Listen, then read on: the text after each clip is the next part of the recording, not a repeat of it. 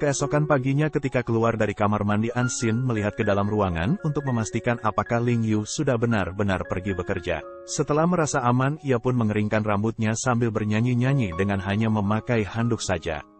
Tiba-tiba di saat ia sedang asyik-asyiknya berjoget dan bernyanyi, Ling Yu kembali ke rumah yang membuat Ansin terkejut dan merasa sangat malu.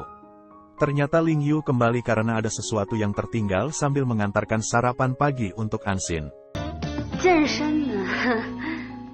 Di kantor, Ling Yu kembali mengadakan rapat untuk proyek barunya, namun kali ini ia berkolaborasi dengan perusahaan lain dan perusahaan itu pun tanpa berpikir panjang mau bergabung dan menanamkan saham dalam jumlah yang besar. Lalu Ling Yu pun mengatakan kepada pihak wartawan bahwa berita yang beredar mengenai proyek barunya ini memang benar. Ia mendapat pendanaan sebesar 1 miliar yuan pada tahap awal. Ia pun meyakinkan bahwa pemegang saham akan mendapatkan keuntungan yang besar juga. Pada malam harinya, Ansin menyusul Ling Yu di perusahaannya dan membawakan makanan dengan bentuk yang sangat lucu. Kemudian Ansin secara tak sengaja melihat di meja maket rencana proyek baru Ling Yu, yaitu Ling Xiao. Ling Yu menjelaskan bahwa itu adalah proyek masa depan yang merupakan impiannya sejak dulu. Tetapi menjelang rilis ia merasa agak gugup dan sedikit gelisah. Ansin pun memberi support kepada Ling Yu agar lebih berani dan terus semangat. Ia pun siap membantunya jika hal buruk terjadi nantinya. Mendengar hal itu, Ling Yu jadi terharu dan langsung memeluk dan mencium kekasihnya itu. Keesokan paginya keadaan berubah drastis ketika video rekaman Anseng mengenai perombakan proyek grup Go tersebar. Yang mana rencana proyek Anseng tersebut persis sama dengan proyek Ling Xiao yang telah direncanakan oleh Ling Yu. Dan pada saat itu juga perusahaan New Way mengalami banyak kerugian dan para investor pun banyak yang menarik diri. Tak hanya itu, harga saham di perusahaan New Way pun menurun drastis. Para dewan direksi dan pengawas pun memutuskan untuk mencabut sementara hak manajemen Ling Yu di perusahaan New Way. Ketika Ling Yu keluar perusahaan, ia melihat banyak sekali orang yang berdemo menuntut uangnya dikembalikan.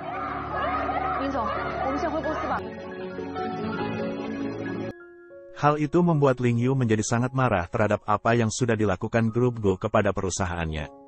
Kemudian Ling Yu pun kembali ke rumah dan melihat Ansin yang tertidur lagi di sofa karena menunggunya pulang. Ansin sedikit mencemaskan keadaan Ling Yu akhir-akhir ini karena sedang menghadapi permasalahan di perusahaannya. Kemudian Ansin menyuruh Ling Yu segera mandi agar bisa istirahat lebih awal. Ketika Ling Yu sedang mandi, ia pun menelpon kakaknya Anseng untuk membuat janji bertemu. Keesokan harinya Ansin dan Anseng pun bertemu, lalu Ansin meminta kepada kakaknya itu untuk menghentikan semua ini karena apa yang ia lakukan ini bukanlah dirinya yang sebenarnya. Namun Anseng tidak akan berhenti jika Ansin tidak meninggalkan Ling Yu dan kembali kepadanya. Anseng mencoba menjatuhkan perusahaan Ling Yu bersama dengan perusahaan keluarganya yaitu Grup Go. Namun Ansin pun tetap mencoba untuk memberikan pengertian bahwa jika Ling Yu jatuh miskin ia akan tetap bersama Ling Yu.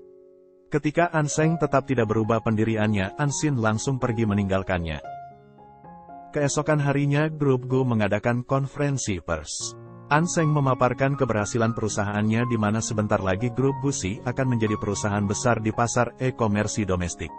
Semua orang termasuk para pemegang saham pun senang dan memberikan tepuk tangan yang meriah. Kemudian tiba-tiba muncul Ling Yu bersama Aili. Semua orang di sana sedikit terkejut mengingat perusahaan Anseng dan Ling Yu sekarang sedang terlibat persaingan. Kemudian Ling Yu langsung berbicara di depan semua orang di sana dan menjelaskan bahwa ia turut mendukung rencana proyek baru Grup Go dan akan membuka kolaborasi baik secara online maupun offline. Ternyata apa yang dilakukan Ling Yu adalah triknya untuk membuat New Way kembali berada di atas lagi.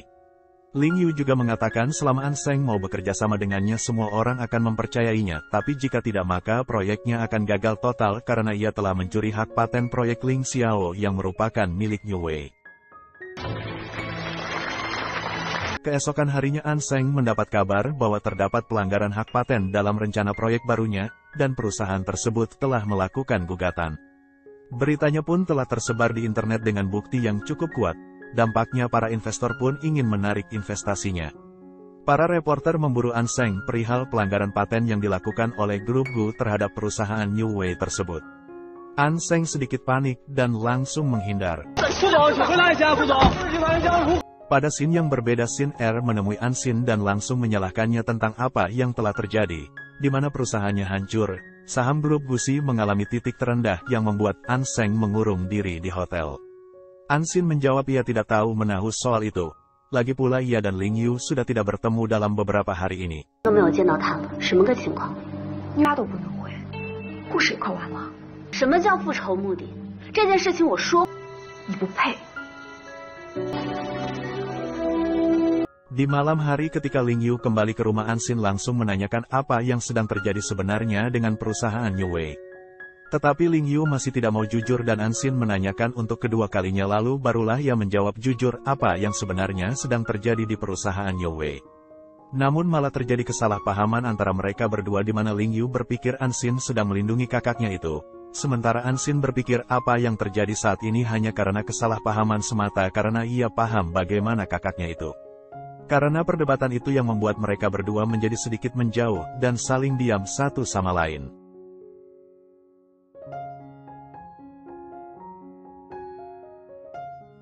Pada keesokan harinya Ansin menemui Yishan di rumah sakit untuk melakukan pembayaran saat ia dirawat dulu. Tidak disengaja, ia melihat berkas yang bertuliskan Rumah Sakit Maria Permata. Ternyata rumah sakit itu adalah rumah sakit pertama tempat Yishan magang. Lalu Ansin pun menjelaskan jika ada kesalahan pada hasil tes DNA yang dilakukan ayahnya dulu dan ia meminta tolong kepada Yishan untuk membantunya mendapatkan kebenaran.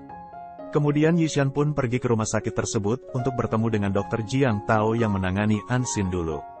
Yang mana ternyata dokter tersebut adalah mentornya dulu.